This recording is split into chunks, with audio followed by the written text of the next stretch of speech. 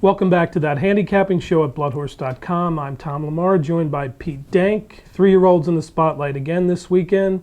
We'll be looking at the Tampa Bay Derby at Tampa Bay Downs and the San Felipe Stakes at Santa Anita Park. We're going to start out with the Tampa Bay Derby field of 9 at a mile and 16th.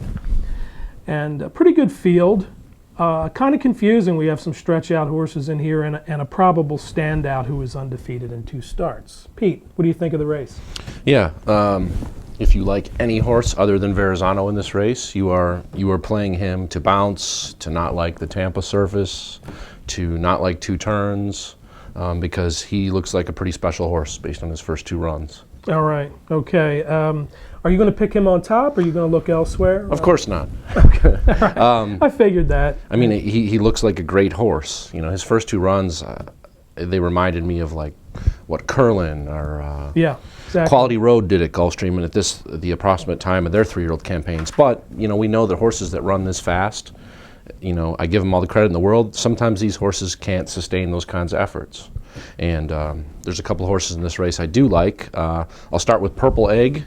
He's undefeated, but there's a ton of question marks surrounding this horse. He's stretching out for the first time, and he's coming off 2 straight scratches in races that I picked him on this show, I believe.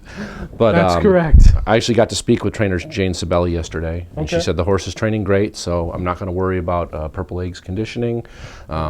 Love the way he finished his sprint races. He looks like he's going to like 2 turns. His breeding suggests he's going to like 2 turns. So for me, if I'm going to reach deeper than Verrazano, I think he's in the mix. Okay. All right. All right.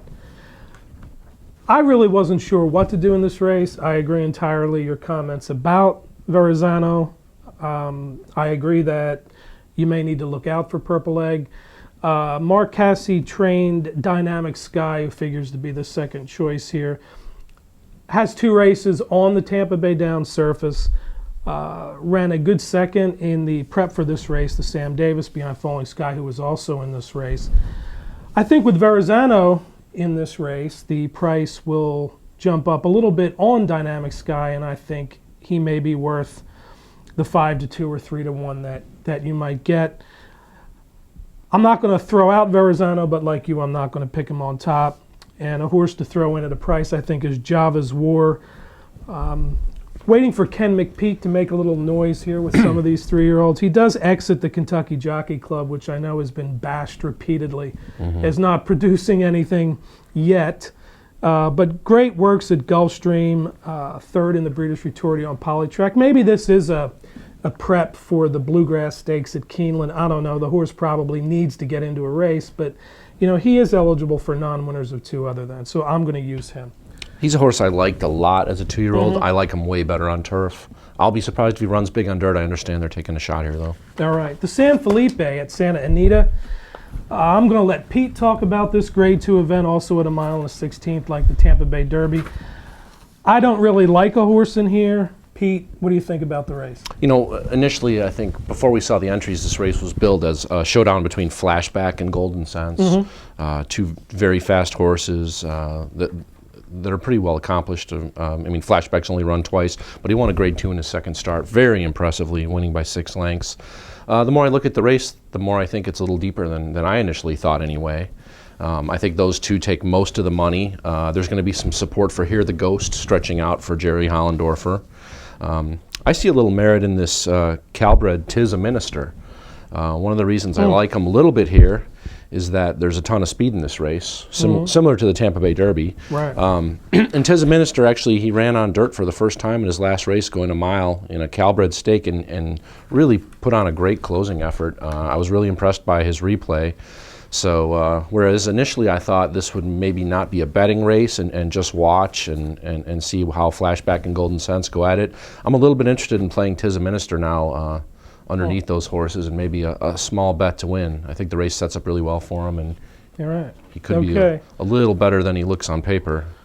All right, to continue with the San Felipe, received an unsolicited email from Ed DeRosa at Twin Spires Briss, who provides us with the past performances. It was a 3-word email, Hear the Ghost.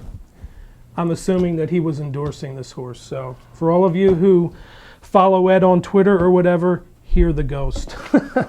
All right. We started to solicit some comments from our Twitter followers, and I have a couple here. Pete, Zenyatta John asked, would Verrazano have a built-in excuse on the quirky Tampa Bay down surface? That is something that comes up every year.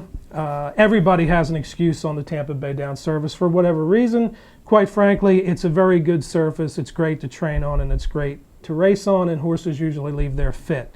But it isn't an excuse when you haven't raced there, yes. Joshua McKinney, which race will have more impact on this year's Derby, the San Felipe or the Tampa Bay Derby? I think you answered this on Twitter, but you can repeat it.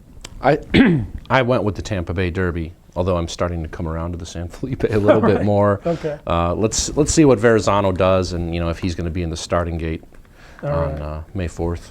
All right. And Ryan Dickey, we probably answered this question, Ryan, but do you see the Tampa Bay Derby being a two-horse race between Verrazano and Dynamic Sky? I do like both of them, but as I noted, it wouldn't surprise me if another horse snuck up and beat them both. What do you think? Those are the correct first two choices, but, Okay. but I'm willing to go a little deeper. Okay, so enjoy this weekend of great three-year-old racing in Florida and California. For Pete Denk, I'm Tom. We'll see you next time on That Handicapping Show.